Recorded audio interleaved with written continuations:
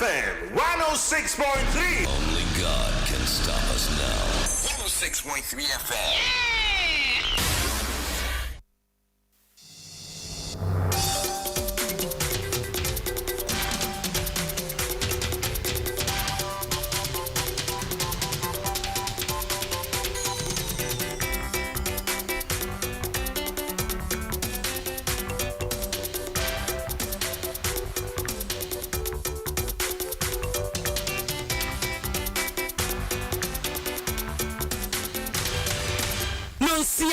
Adom 106.3 and 104.5. Na Ghana hadie mantam dunsia ni nyina no FM stations bebro wo ha wo mu nda ye affiliate kaseboyi wo mafa atwatum ya wote yenka ye do bade na se aye ne pe enadom wo hye so nura me no nyina koda sawufuo na se na ya sori be ka tiasefo ho a na se dan ko an ye de matwedi ampodin anopensem so ye de bade edoso de di mu akotene amampani John Dramani Mahama abeto dwa se wa ye ready ya hoboa se ne LGBTQ plus bill no ebeto ne ma wa besensan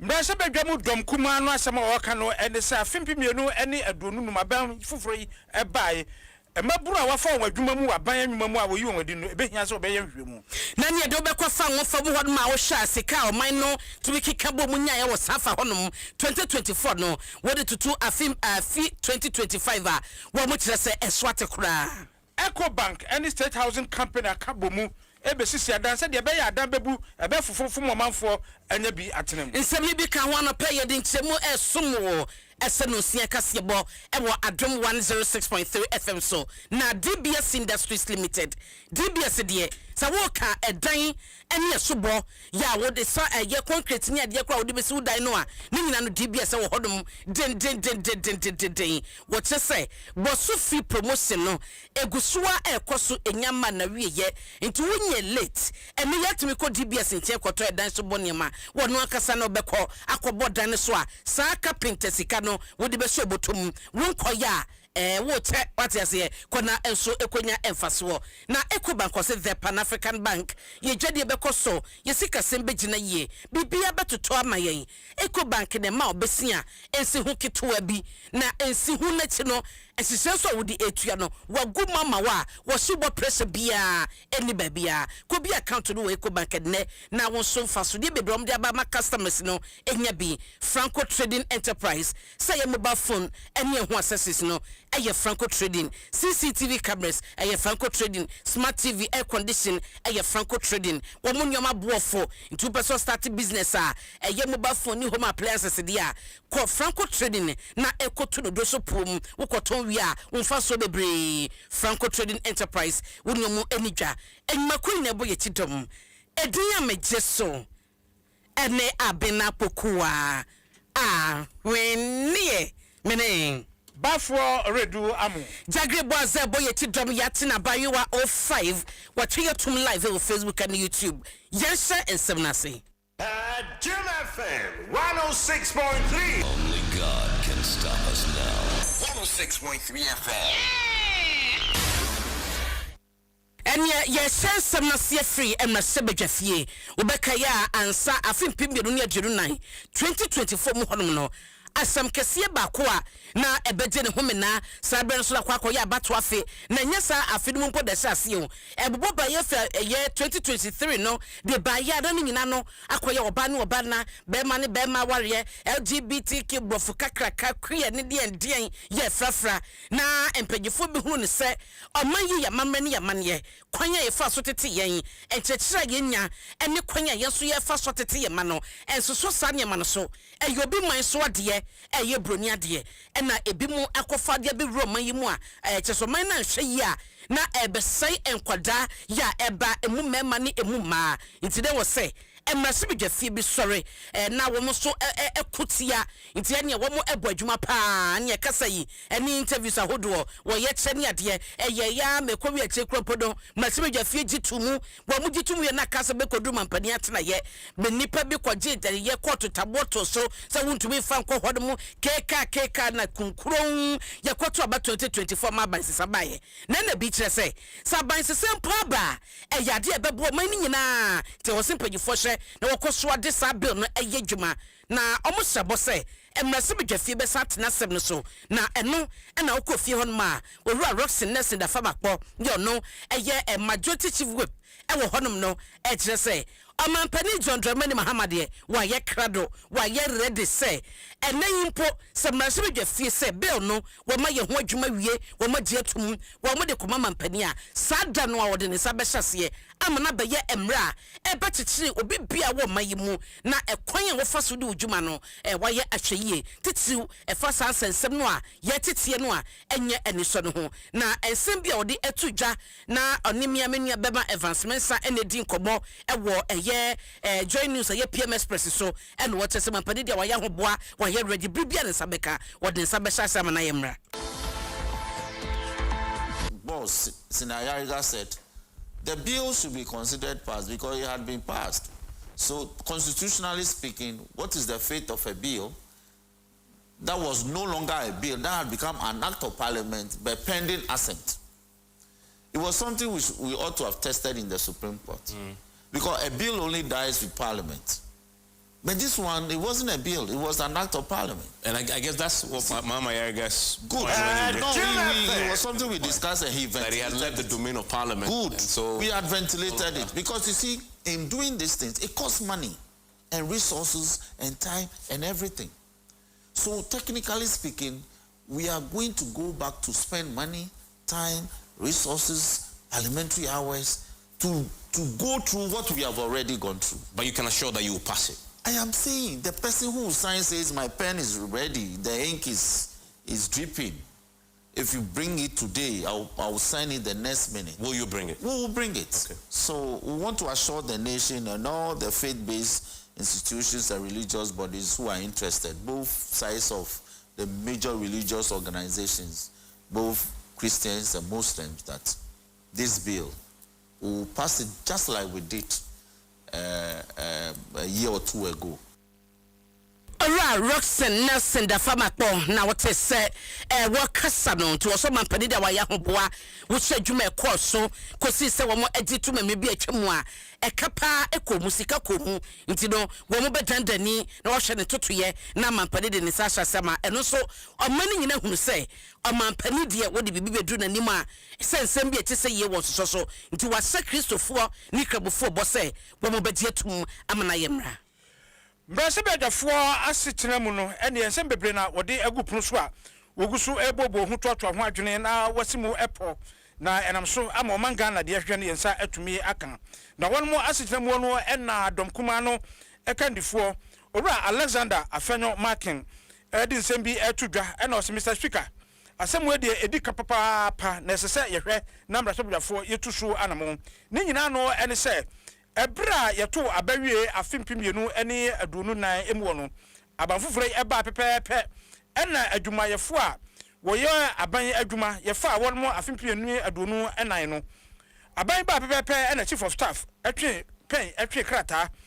ede ba beto abonte se sai dipani nyina wayi won mo adi na ye kasai Adom kuma no ne on ho nsa atumi aka bi no ene se nya won a wofa wo mo sa afie nu nko na wayi won wadi wani afimpimienu ni edunsun bremu wofa wompo wayi dodo na adi entu wadi ensem fata ebehia papa se abadwafo ebehwe na waye mu ahwehwe mu. Agencies should terminate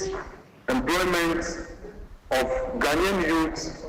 who were employed after the 2024 election. Mr.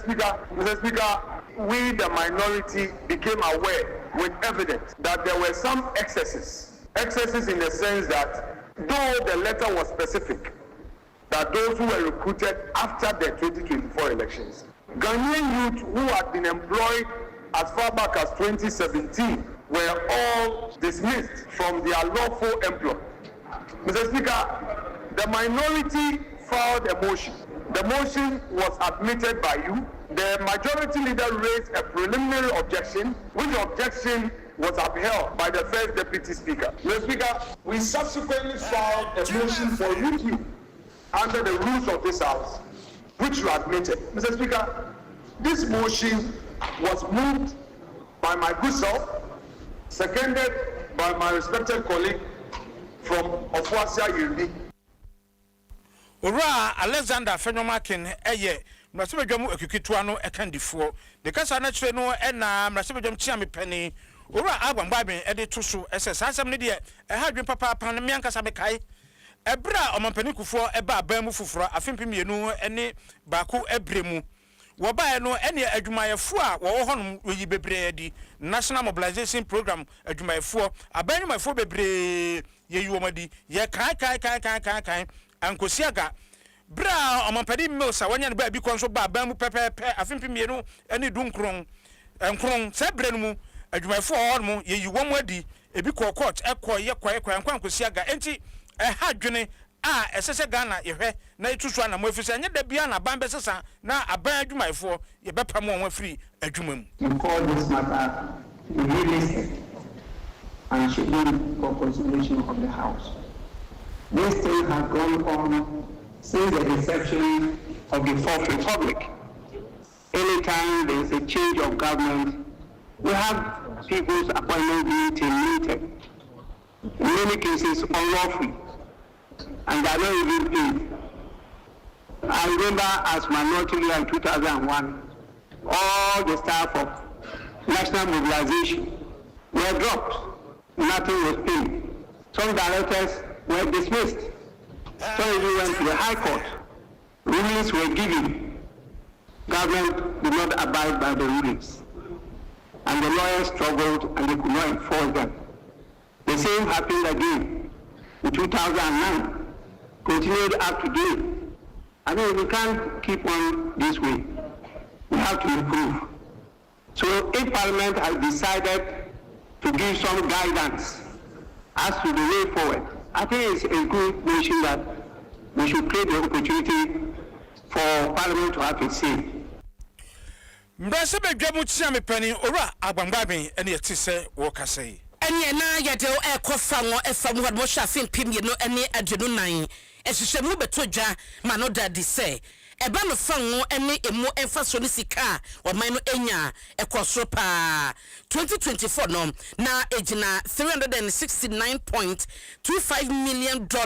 eno man no enya ye na eba ya bedu afi etwam no wo mo chese so atekura ade 2024 o man no etum nya sika $369 million ye kire no 2025 the sote ebedu $198 million enye kire ni chese mu atemienu eno na wo mo chese da bi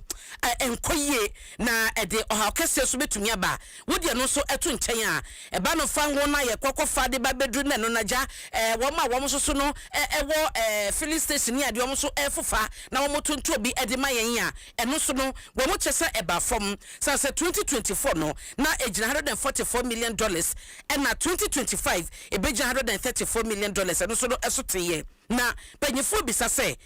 anya bia no wo hye eye Bank of Ghana ene eye fan support wo mo ede ba ye no a chese antwaye wo man no yesika na yenya no esote ede ne betumi amana basa ensunsuanso no yedien na Adom kase ene Owiredu-Amoh masa ya wo no enso eba no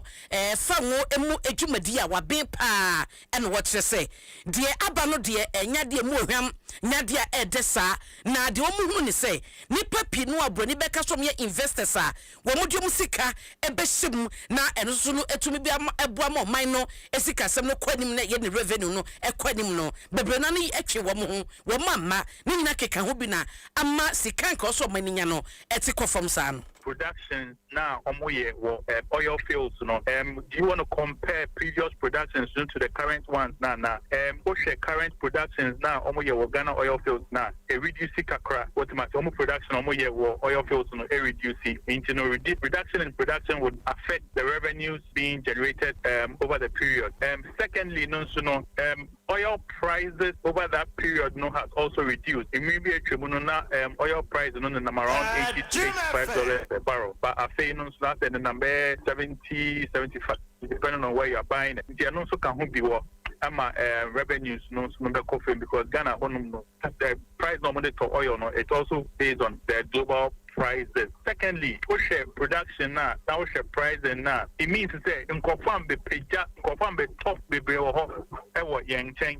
Account like there's got a lot of less people coming to live from Ghana. It is in confirm be peja and some south oil now we produce now. First of all, no, you will not get that revenue because the production will fit now prices and over the period no so most of the people who intended to invest in the Ghana oil sector no and to be no ama ye investment no ni na keka ho bien eni pinu obobo so no enama isika na yenya no so etikofo no Donald Massa wono eye energy expert e ba na nyina ma hoden emunimdifo a woka ho bien asetre mo na se abrabomu ne pa bi e ho no ade achi odasani biara de ohwe ne se nsa ebetumi aka bie ebi eye dan ntade a yebese ne ebedi no ne ade nyina no aban ebo akire se de be ya odesani biara na so mamba biara ensa betumi aka bi na eba edan ho asema Ghana yaka akire papa ba bia odipa ekwadwuma ba odi ne tibetro ayasem edan no mpo yesisisi a sebe woni a wonu makatua ewo fam woni a wonkotokuo mu enno no ya na edan no so obenya bia ha na so obenya bia to no akwakoye asem enti bibia no behwe na aban efa dwene etu anamo ahodo se de be ya edan ho ense be yie na obi biara nya baabi ediniti ato ya kasai Ecobank any state housing company aka wonu ntuma abom na de wo ba no ene se wo se wo ba be sisi adan ane boa wa fam edan ebeboa ama obi biara ne nsa ebetumi aka bi na wanya baabi ediniti ato enam so ama watena sensan krata a edi mu akotene a ebeboa ama Ecobank ene state housing company etutumi asisi adan na bro sensan krata no ena lawyer Samola Tukwekwe a oye deputy managing director Emma State Housing Company etchum say ne antisa abo ye no de ebeboa papa efisente biara edan bebu ama Ghana fo woni a wonkotokum mu enye duru no wanya dan edi baabi asi anaso wonso anya baabi edi wonti ato His Excellency John Dramani Mahama one of the key vision is that housing deficit no aban be a lot of investment in that area. Now, Momonim says State Housing Company, yena number one nation builder. And the year and he said this very year, you're embarking on massive housing projects. Now, and yet just bringing out the massive projects, but Usha, the lower level class, and then the middle income earners, usually, financing housing, very difficult for them. And the managing director,